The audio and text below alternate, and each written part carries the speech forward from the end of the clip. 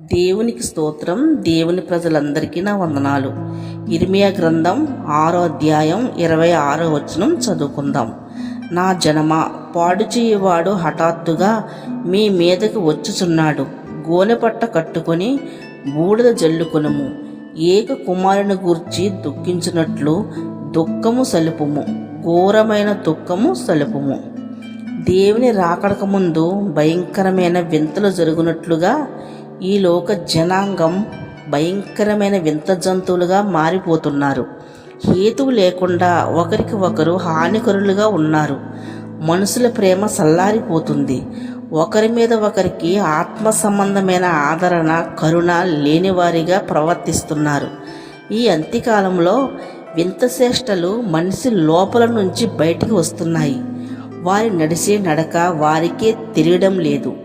కొండ అంచున పాదం మోపి లోయలోకి జారిపోయే రీతిగా భక్తిహీనుల జీవితాలు నడుస్తున్నాయి. దేవుని జనమ, మీ మనోనేత్రాలు వెలిగించండి. ఎందుకంటే పాడు చేయవాడు హఠాత్తుగా మీ మీదకి రావచ్చు. కనుక దేవుని మాటకు విధేయులై వెలుగు సంబంధులుగా మారండి. మీ ముఖాలలో ఆత్మ సంబంధమైన దుఃఖము సలపండి. యేసు పాదాలు చేరి అంగలార్చండి. మీ అందుండే అపరాధాల కోసం, పాపాల కోసం గోనెపట్ట కట్టుకొని బూడిద జల్లుకొని దుఃఖం సలపండి, అంగలార్చండి.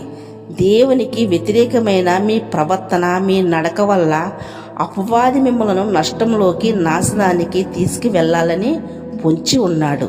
ప్రియ దేవుని జనాంగమా, అపవాది మీకు తెలియకుండానే వాడి మార్గములో మిమ్మలను నడిపిస్తున్నాడు. మీకు తెలిసే టైం వచ్చేసరికి మీ జీవితాలు ఎడారిలా మారిపోతాయి. జాగ్రత్త సుమి. ఇప్పుడే గోనెబట్ట కట్టుకుని బూడిద జల్లుకొని మీ కొరకు, మీ బిడ్డల కొరకు, మీ కుటుంబాల కొరకు, మీ దేశము కొరకు అంగలార్చండి. ఘోరమైన దుఃఖము సలపండి. దేవుడు మీతోటే మాట్లాడుతున్నాడు. అంత్యకాలంలో అవిధేయులుగా జీవిస్తున్న వారి కోసం దేవుడు కన్నీరు కారుస్తున్నాడు. ఎన్నాళ్ళు మీరు ఒకరిపై ఒకరు పడతారు, గాయపరుచుకుంటారు. యేసు ప్రభు రక్తం కార్చి ప్రాణం పెట్టింది నీ పాతరోత జీవితం విడిచిపెట్టి క్రీస్తు రూపంలోకి మార్చబడాలని. కానీ నీవెలా ఉన్నావు? ఒక యజమానుడు తనకెంతో ఇష్టమైన పందిని శుభ్రంగా కడిగి రాజవస్త్రాలు ధరించి సింహాసనం మీద కూర్చోబెట్టాడు. కానీ ఆ పంది మరలా ఆ బురదలోనే దొల్లడానికి ఇష్టపడుతుంది. అదే రీతిగా భక్తిహీనుల జీవితాలు కూడా ఆ బాటలోనే నడుస్తున్నాయి. ఇంతవరకు నీవు ఎలా ఉన్నా, ఏం చేసినా కుమారుడైన ప్రభువు తండ్రికి విజ్ఞాపన ప్రార్థన చేస్తున్నాడు. నా తండ్రి, ఈ 1 సంవత్సరమైనా ఈ చెట్టుని బ్రతకనివ్వండి.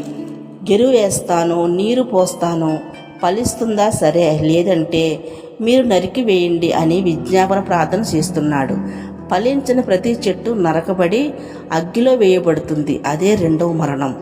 ఈ భూమి మీద అపవాది, దాని అనుసరులు నీరు లేని స్థలం ఎక్కడ ఉందా అని తిరుగుతూ ఉన్నాయి. అంటే వాక్యం లేని హృదయం కోసం. అది దొరికినప్పుడు దానికంటే చెడ్డవైన 7 దెయ్యాలను తీసుకొచ్చి తిట్టవేస్తాయి. అప్పుడు వాడి మొదటి స్థితి కంటే కడపటి స్థితి మరీ ఘోరంగా మారుతుంది. కాబట్టి దేవునికి, దేవుని మాటకు విధేయులైన పిల్లలుగా జీవిద్దాం. ఆయన రాకడకు సిద్ధపడదాం. దేవునికే మహిమ కలుగునుగాక. ఆమెన్.